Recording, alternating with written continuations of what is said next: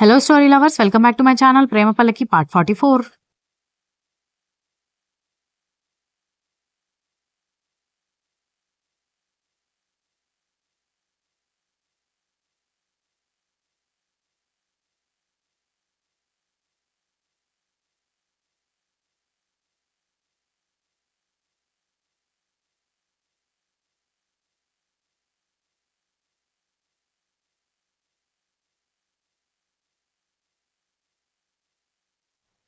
తండ్రి రియాక్షన్ చూసి అవును డాడీ, నేను దగ్గరలో ఏ హాస్పిటల్ ఉంటే ఆ హాస్పిటల్కి వెళ్తాను అని ప్రస్తుతం తనున్న ఏరియా పేరు చెప్పడంతో ఆ దగ్గరలో ఉన్న హాస్పిటల్ ఏమై ఉంటుందో అంచనా వేసుకుని వెంటనే ధ్రువకి ఫోన్ చేసి విషయం చెప్పడంతో ఆ విషయం తెలిసి రేవతి గట్టిగట్టిగా ఏడ్చేసింది.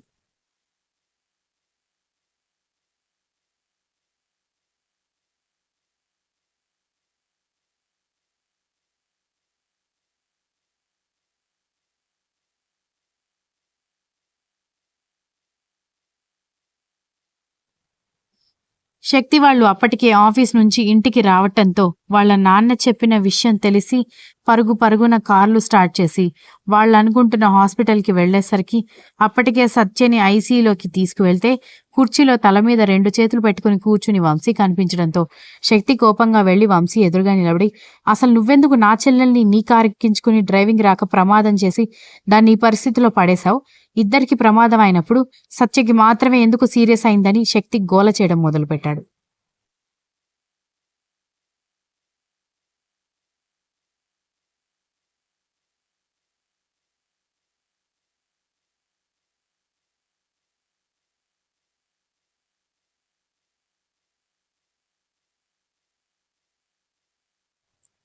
శక్తి కండిషన్ అర్థం చేసుకుని వంశీ కూడా ఆవేశపడకుండా అసలు ఎలా అయిందో సత్యకి మాత్రమే ఎందుకు సీరియస్ అయిందో చెప్పటంతో శక్తి కాళ్ల మీద కుప్పకూలిపోవడంతో తండ్రి కొడుకుని పట్టుకుంటే సత్య కోసం ఐసీయూ దగ్గరికి వెళ్లి నిలబడి దితి, ధృతి, చందన, మైథిలి, మహి, రేవతి ఏడుస్తున్నారు.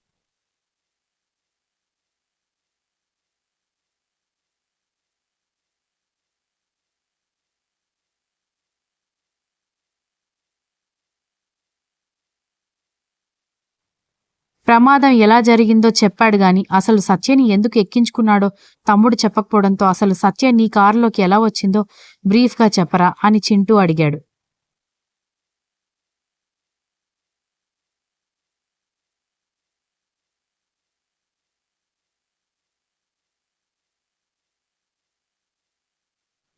ఆఫీస్ నుంచి కారులో ఇంటికొస్తుంటే ఒక బస్టాప్ దగ్గర సత్య తడిసిపోయింది కనిపించింది.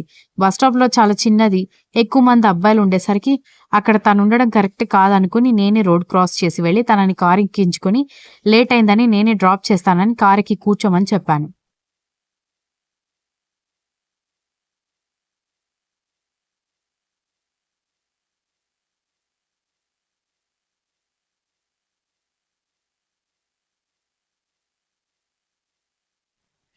అబద్ధాలు ఆడవంటే చంపేస్తాను. తను స్కూటీ తీసుకువెళ్ళిందని శక్తి గట్టిగా అరిచాడు. స్కూటీ రిపేర్ వస్తే దాన్ని కంపెనీ దగ్గరే వదిలేసి బస్టాప్కి వచ్చానని మీ చెల్లెలే నాకు స్వయంగా చెప్పింది అన్నాడు వంశీ అంతే కోపంగా.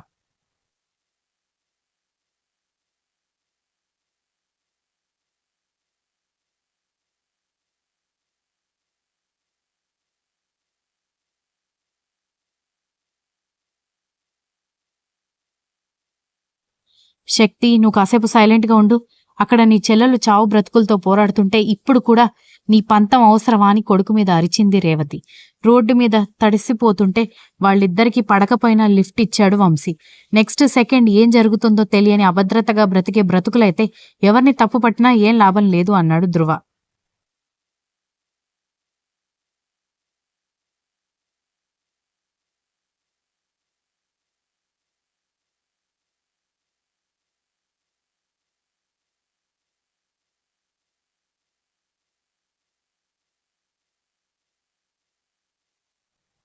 పైకి అన్నయ్య అలా మాట్లాడుతున్నా లోపల గుండె బద్దలైపోతుందని వాళ్ళ అన్నయ్య అణిచిపెట్టుకుంటున్న ఎమోషన్స్ ని కనిపెట్టేసిన మైథిలి పట్టుకోవడంతో మైదు అని ఏడుస్తూ కుప్పకూలిపోయాడు ధ్రువ.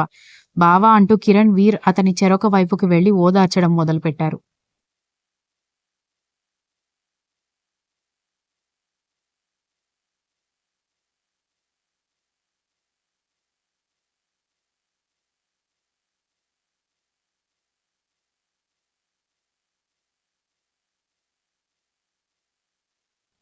నా కూతురికి ఏమైనా అయితే నేను బ్రతకను బావా అని ధ్రువ ఏడుస్తుంటే అలా మాట్లాడకు బావా. అంతా మంచి జరగాలని దేవుణ్ణి ప్రార్థిద్దామని ఇద్దరూ ఓదారుస్తున్నారు. సరే. లిఫ్ట్ ఇచ్చిన తర్వాత ఏమైందని ఆదిత్య తమ్ముణ్ణి అడగడంతో ఇద్దరం మాట్లాడుకుంటూ వస్తూ ఉండగానే వర్షం పెరిగిపోయింది. అసలు రోడ్డు కూడా కనిపించకుండా ఉంది. అప్పటికి నేను జాగ్రత్తగా డ్రైవ్ చేస్తూనే ఉన్నాను. కానీ ఇంతలో ప్రమాదం జరిగిపోయింది. నాకు కూడా దెబ్బలు తగిలాయి అని దెబ్బలు చూపించాడు వంశీ.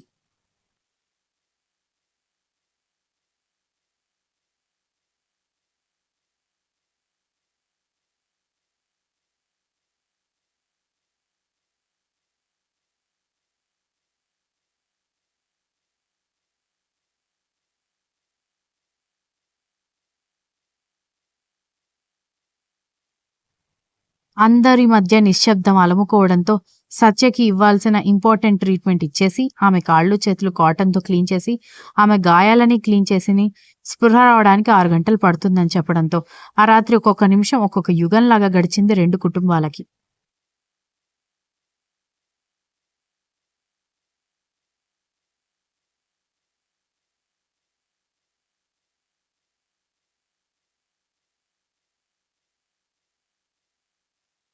సాయంత్రం సత్యని 7 గంటలకి హాస్పిటల్లో జాయిన్ చేస్తే ఆమెకి ట్రీట్మెంట్ 8 గంటల వరకు జరిగితే 6 గంటల తర్వాత స్పృహ వస్తుందన్నారు.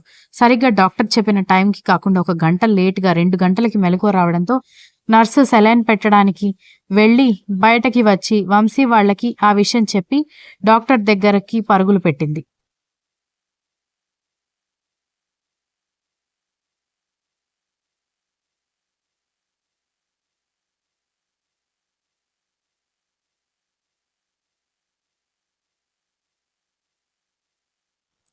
డాక్టర్ వచ్చి ఆమెని మరొకసారి చెక్ చేసి ఎలాంటి ప్రమాదం లేదని తెలుసుకున్న తర్వాత తెల్లవారే వరకు సెలైన్ బాటిల్స్ పెట్టిన తర్వాత పొద్దున వెళ్ళి మాట్లాడండి. ఇప్పుడు మీరు మాట్లాడినా ఆమె మాట్లాడే పొజిషన్లో లేదని చెప్పాడు.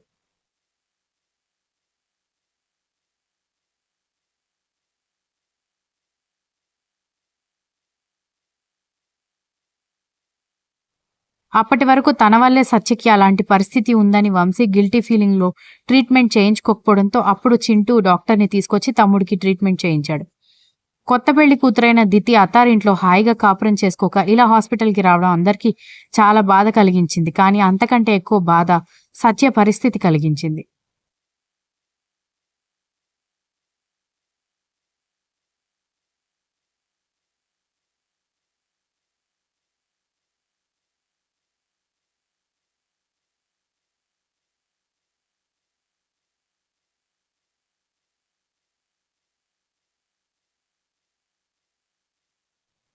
ఉదయం వరకు ఎవరూ పచ్చి మంచినీళ్లు కూడా ముట్టుకోకపోతే చింటూ ఆదిత్య వెళ్ళి అందరి కోసం ఇడ్లీ టీలు తీసుకొచ్చి శక్తి చేత కూడా బలవంతంగా చింటూ తాగిస్తూ ఉంటే ఇద్దరు అన్ని రోజులు దాచుకున్న ఎమోషన్ని బయట పెట్టుకుని ఒకరినొకరు కౌగిలించుకుంటే ఆదిత్య నవ్వుతూ మిగిలిన వాళ్ళకి టిఫిన్ అందించాడు.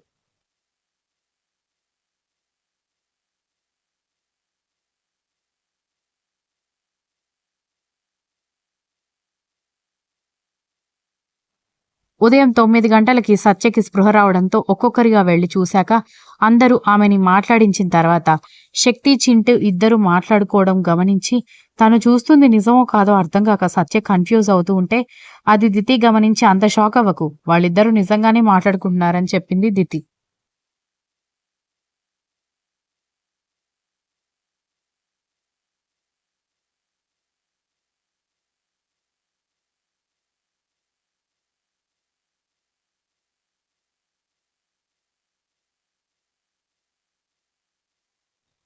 But how is it possible అని సత్య ఆశ్చర్యంగా అడిగితే నీ దయ వల్ల అన్నారు.